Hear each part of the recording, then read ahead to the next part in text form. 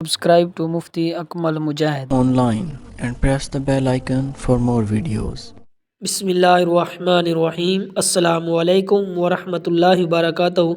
सजदे तिलावत करने का मसनून तरीका क्या है? कुरान पाक में 14 सजदे मौजूद हैं जिनका अदा करना वाजिब है। किसी आदमी पर सजदे तिलावत वाजिब हो जाए तो सजदे तिलावत अदा करने का सही और मसनून तरीका क्या है? यही मसला मैं आप लोगों के साथ शेयर करने जा रहा हूँ, जिससे सुनकर आपको भी ज़्यादा फ़ायदा हासिल होगा।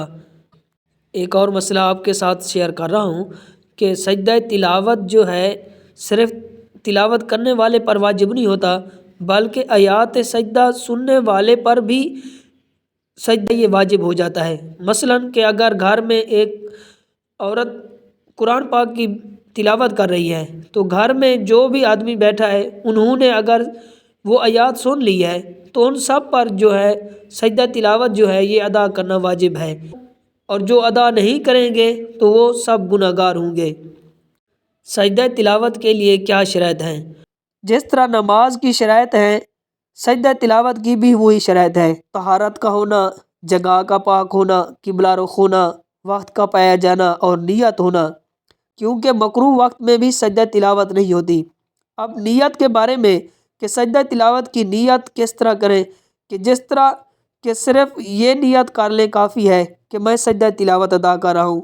नियत जो होती है ये दिल के इरादे का नाम होता है। अब जिस आदमी पर सजदा तिलावत वाजिब है, सजदा तिलावत अदा करने का तरीका कि वो आदमी खड़ा हो जाए, अल्लाह अकबर कहकर सजदे में चला जाए और सजदे की तस्बीहात अदा करे।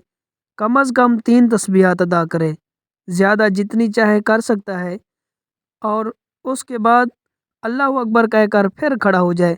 तो ये तरीका जो है ये सुन्नत और ज़्यादा मुस्तहब अमल है, इससे ज़्यादा सवाब मिलता है। सजदा तिलावत अदा करने का दूसरा तरीका ये भी है कि आदमी कुरान मजीद की तिलावत कर रहा है तो वहाँ बैठे बैठे अल्लाह अकबर कहकर सजदे में चला जाता है, तो सजदे की तस्बीहात पढ़ता है, फिर अल्लाह अकबर कहकर बैठ जाता है, तो इस तरह भी सजदा अदा हो जाता है। तो ये भी तरीका है कि, लेकिन जो पहला तरीका है इसमें ये मुस्तहब है, इससे ज़्यादा सवाब मिलता है।